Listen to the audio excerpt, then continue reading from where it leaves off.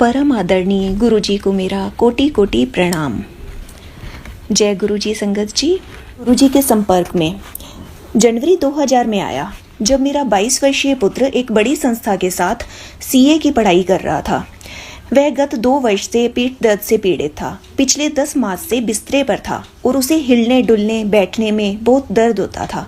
मैंने उसे दिल्ली, जालंधर, इंदौर, पलवल और सोहना के सब बड़े स्पेशलिस्ट को और हकीमों को दिखा दिया था। इसके अलावा ज्योतिषियों को भी दिखा चुका था। सब यही कहते थे कि उसे कोई समस्या नहीं है और उसका भविष्य अति उज्जवल है। फिर दिसंबर 1999 में मेरे बड़े भाई श्री शिव कुमार चौधरी, एक वरिष्ठ पुलिस अधिकारी, ने दिल्ली के पुलिस आयुक्त डॉक्टर कृष्णकांत पाल के घर पर गुरुजी के दर्शन किए। शीघ्र ही जनवरी 2000 के प्रथम सप्ताह में हमने एम्पायर स्टेट में गुरुजी के दर्शन किए।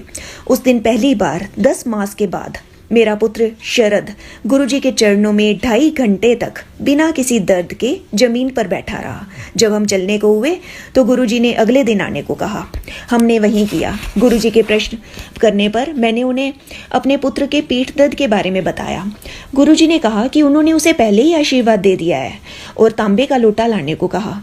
गुरुजी ने उसे अभिमंत्रित किया और उसमें से 1 मास तक जल पीने के पश्चात मेरा पुत्र बिल्कुल स्वस्थ हो गया।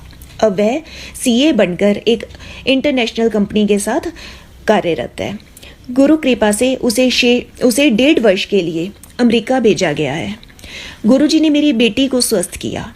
गुरुजी की असीम कृपा से मेरी बेटी को MBA पाठ्यक्रम में प्रवेश मिल गया था। उसकी कक्षाएं 1 सितंबर से आरंभ होनी थी, पर 1 अगस्त से उसे टाइफाइड ने घेर लिया। मेरी बहन के पुत्र डॉक्टर गिरीश बजाज ने उसकी चिकित्सा आरंभ की। वे उसे देखने के लिए प्रतिदिन 8 बजे सुबह हॉस्पिटल जाने से पूर्व आ जाते थे। सब प्रयास करने पर भी ज्वर कम नहीं हो रहा था। 24 अगस्त को गुरुजी ने जब मेरी पत्नी के संगत में ना आने के बारे में प्रश्न किया तो मैंने उन्हें बताया कि वह बीमार बेटी की देखभाल में लगी हुई है। गुरुजी ने कहा कि यह उनको पहले क्यों नहीं बताया गया। उन्होंने अपने चरणों से एक फूल माला उठाकर मुझे देते हुए कहा कि उसे एक बाल्टी जल में डालकर उस जल से बेटी को स्नान करना है। अगले दिन प्रातः मेरी बेटी ने वैसा ही किया और उसका तापमान एकदम गिरकर 98.5 डिग्री हो गया। पिछली रात्रि को 101 डिग्री था। जब 8 बजे डॉक्टर बजाज आए तो वह तापमान में गिरावट देखकर हैरान रह गए।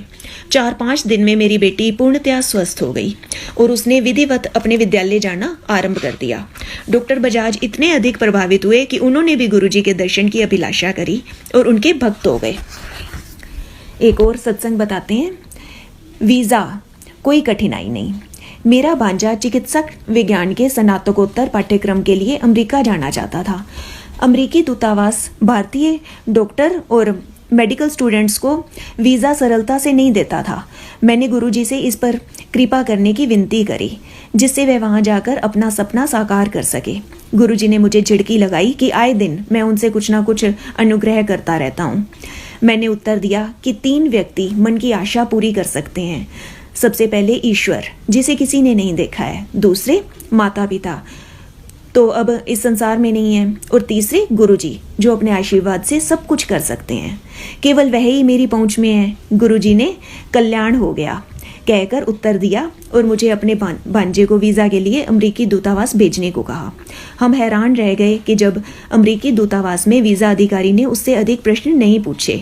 यद्यपि दूसरे आवेदकों में 45 से 50 मिनट तक प्रश्न करने के बाद भी वीज़ा देने से मना कर दिया जाता था।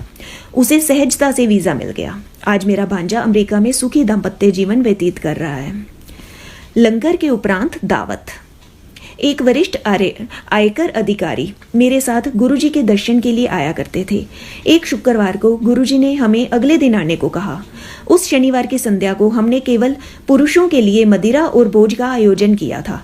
उस दिन दोपहर को मैं सोच रहा था कि गुरुजी ने हमें बुलाकर शाम का कार्यक्रम नष्ट कर दिया था। उस दिन रात को 10 बजे लंगर समाप्त होने के बाद गुरुजी ने हमें कुछ अनुयायियों के साथ रुकने के लिए कहा।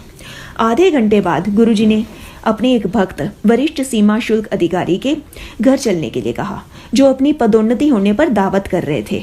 जब हम उनके घर पहुंचे तो हमें पेय प्रस्तुत किए गए। मैं और मेरे मित्र गुरुजी की उपस्थिति में यह लेने में हिचकिचा रहे थे। तब गुरुजी ने मेरी आंखों में आंखें डालकर कहा कि दोपहर को तो मैं शाम का कार्यक्रम नष्ट होने की बात कर रहा था, अब यहाँ पर मैं प्रसन्नचित्त होकर जितना चाहूँ पी सकता हूँ। मेरी आंखों में आंसू आ गए। मैं गुरुजी के चरणों में गिर पड़ा और मात्र इतना ही कह पाया कि आप अंतर्यामी हो। अंकल एक और सत्संग बताते हैं, मेरे चालक को गुरुजी के दर्शन हुए। मेरा वाहन चालक सुरेश धार्मिक प्रवृत्ति का है। एक दिन मैंने उसे संगत में अंदर आकर गुरुजी के दर्शन करने को कहा, पर वह समस्त भद्रजनों की उपस्थिति के कारण झिझक रहा था। संगत के बाद मैं किसी को विदा करने के लिए इंटरनेशनल एयरपोर्ट गया था। 2 बजे के आसपास जब मेरी गाड़ी मुख्य मार्ग पर मुड़ रही थी तो मैंने गुरुजी को वहां पर कुछ अनुयायियों के साथ देखा। मैंने सुरेश को रुकने को कहा और हम दोनों ने उतरकर गुरुजी के चरण स्पर्श किए। गुरुजी मुस्कुराकर बोले कि मेरी इच्छा अपने वाहन चालक को उनके दर्शन कराने की थी, इसीलिए वह आए थे। मेरे पास उनको धन्यवाद करने के लिए शब्द नहीं थे। शिव अवतार। मेरे छोटे भाई की पत्नी के गले में कुछ असाधारण सूजन थी और हमें भय था कि कहीं वह कैंसर ना हो। गुरुजी को बताने पर उन्होंने कहा कि हम चिंता ना करें और उसकी चिकित्सा अखिल भारतीय आयुर्विज्ञान संस्थान में करवाएं। मेरे एक संबंधी जो सर्जन है ने वहां पर डॉक्टर शर्मा से संपर्क करने को कहा। डॉक्टर शर्मा गुरुजी के अनुयायी हैं और उनके कृपा पात्र हैं। एक दिन संध्या को जब हम गुरुजी के पास गए तो उन्होंने कहा कि डॉक्टर शर्मा उसकी सर्जरी कर देंगे। गुरुजी के कथनानुसार डॉक्टर शर्मा ने ही उसकी सर्जरी करी और अब वह बिल्कुल स्वस्थ हैं। मुझे पूर्ण विश्वास है कि गुरुजी शिव के अवतार हैं। वह सब कुछ जानते हैं और समय आने पर बिना पूछे ही अपना आशीर्वाद दे देते हैं। उनकी शरण में आए प्रत्येक अनुयायी को सब प्राप्त हो जाता है। गुरुजी के लिए जाति और धर्म अर्थहीन है। उनकी दृष्टि में इस संसार के सब प्राणी एक समान है। शिव ने गुरुजी को इस संसार में हम सबके जीवन की यातनाओं और कष्टों से मुक्त करने के लिए भेजा है। गुरुजी ने सबको ओम नमः शिवाय शिवजी सदा सहाय का मंत्र दिया है। मैं उसमें ओम नमः शिवाय गुरुजी सदा सहाय, ओम शांति और जय गुरुदेव जोड़कर उसका संशोधन करना चाहूँगा। जय गुरुजी, अनंतम शुक्राना गुरुजी।